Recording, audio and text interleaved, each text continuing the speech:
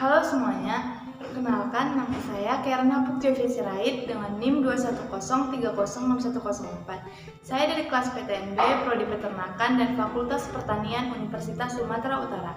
Di sini saya akan melakukan praktikum anatomi dan fisiologi ternak pada judul Anatomi dan Sistem Pencernaan pada Ternak Ruminansia dengan dosen pengampu Ibu Tati Widianasari SPTMB.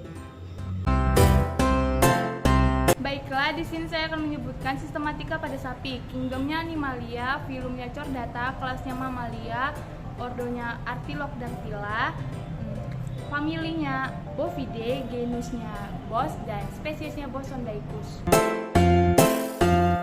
Di sini saya akan menjelaskan dan menunjukkan gambar pada sistem Tractus digestivus pada ternak ruminansia. Ini gambarnya. Saya akan menjelaskannya. Yang pertama ada cavum oris. Di cavum oris ini terdapat rongga mulut ini yang berfungsi sebagai tempat masuknya makanan dan di mana menjadi tempat pertama kali sistem pencernaan dimulai. Lalu dalam rongga mulut terdapat gigi. Gigi pada ternak ruminansia dibagi menjadi dua, gigi seri dan gigi geraham. Gigi seri berfungsi untuk memotong rumput atau daun pada ternak ruminansia yang menjadi pakannya. Jumlah gigi seri pada ternak itu 4 buah. Lalu ada gigi geraham yang berfungsi untuk menggiling pakan pada ternak ruminansia agar pakan tersebut lebih halus dan mudah untuk dicerna. Jumlah gigi geraham belakang itu ada 3 buah, jumlah gigi geraham depan itu ada 3 buah. Total gigi atas itu ada 10 buah dan total gigi bawah itu ada juga 10 buah. Lalu ada lingue atau lidah. Lidah pada ternak ruminansia berfungsi untuk membawa atau mengambil makanan-makanan untuk dapat dicampurkan pada saliva agar dikunyah kembali lalu ditelan. Lalu ada saliva. Saliva atau kelenjar ludah berfungsi sebagai buffer pengaruh asam pada pakan ternak ruminansia yang telah dikonsumsi setelah masuk ke rumen. Selanjutnya ada faring. Faring merupakan pangkal dari tenggorokan. Lalu ada esophagus ini. Esophagus berfungsi sebagai jalur penghubung antara rongga mulut dengan lambung. Selanjutnya di sini ada ventriculus atau lambung. Ventriculus atau lambung pada ternak ruminansia dibagi menjadi 4. Yang pertama ada rumen, lalu ada reticulum, lalu ada omasum, lalu ada abomasum.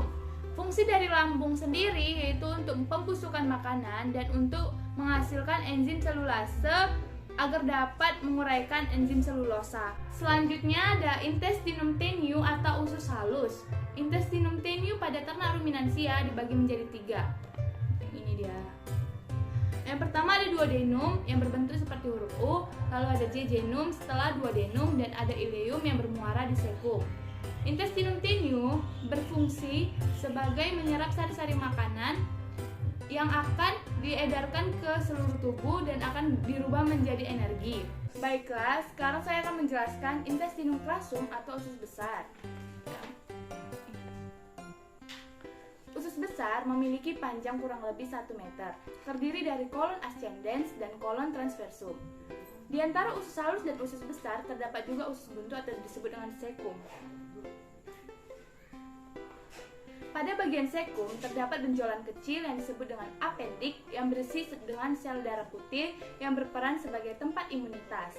Fungsi usus besar digunakan untuk proses penyerapan air, melakukan penyerapan berbagai jenis vitamin, mengurangi keasaman dan mencegah terjadinya infeksi. Selanjutnya ada rektum. Rektum berfungsi sebagai tempat penyimpanan sementara feses sebelum dikeluarkan melalui anus. Lalu yang terakhir ada anus. Anus berfungsi sebagai alat pencernaan terakhir pada sistem pencernaan ternak ruminansia. Anus berfungsi untuk mengeluarkan sisa-sisa sari makanan yang telah diserap sari-sarinya dan ampas-ampas. Sekarang saya akan menjelaskan proses perjalanan pakan hewan ruminansia. Pertama, rumput akan dikunyah di dalam mulut, kemudian dilanjutkan melalui esophagus dan disalurkan ke lambung.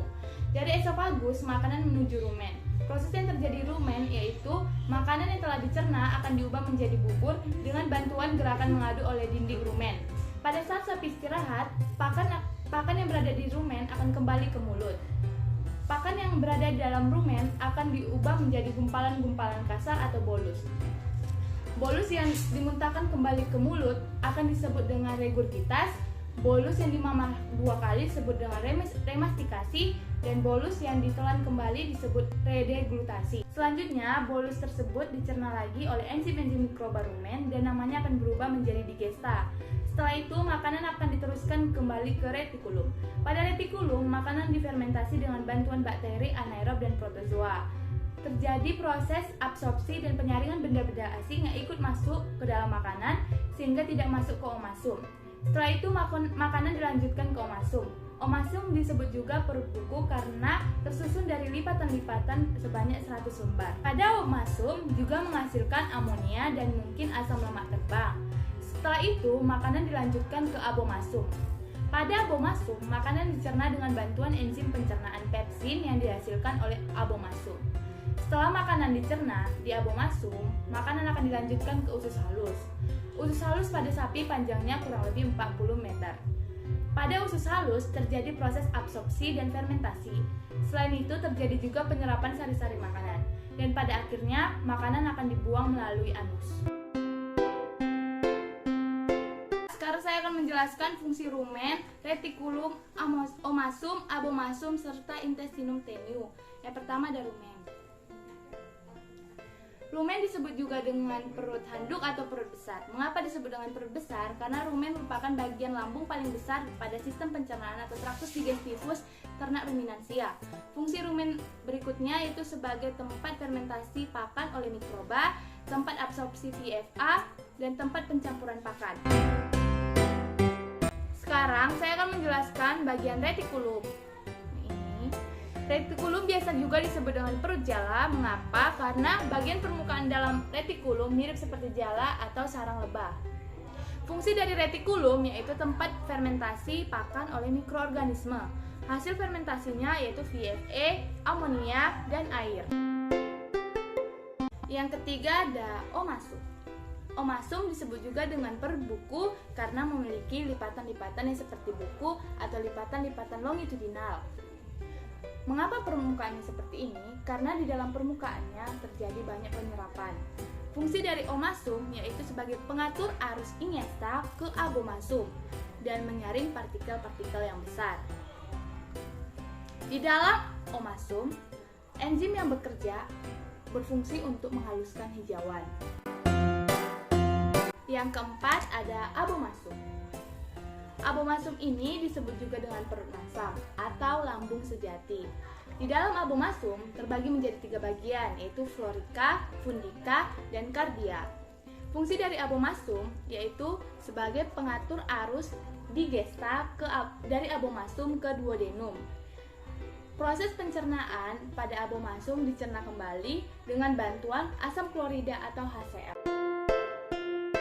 Yang terakhir ada intestinum tenue atau usus halus. Intestinum tenue ini berfungsi sebagai penyerapan sari-sari makanan yang telah diproses di lambung. Dan yang sari-sari yang telah diserap akan disalurkan ke seluruh tubuh dan diubah menjadi energi.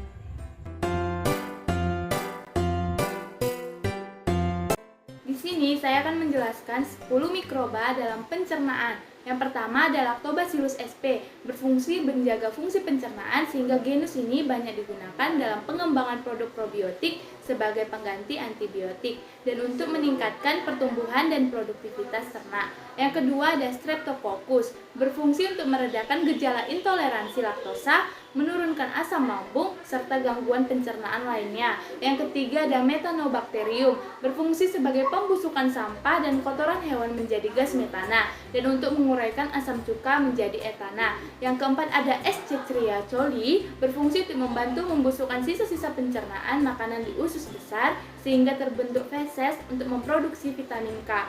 Yang kelima ada Neoclimaste gamicota, berfungsi untuk menghasilkan enzim yang berpotensi berguna dalam bioteknologi yang telah digunakan dalam formula pakan ternak. Yang keenam ada Clostridium acetobutylicum, berfungsi untuk mengubah zat pati menjadi pelarut organik, aseton dan butanol. Yang ketujuh ada Clostridium sporangeus, berfungsi untuk mengurai asam amino menjadi amonia. Yang kedelapan ada Clostridium butyricum, berfungsi untuk menghasilkan asam lemak rantai pendek, terutama asam butirat asetat dan propionat, serta sejumlah asam format dan laktat. Yang kesembilan ada Ruminococcus albus, berfungsi untuk mampu menghidrolisis dengan memecah selulosa. Dan yang terakhir ada Cagnospora multiporus, berfungsi untuk memecah dan menyederhanakan peptin.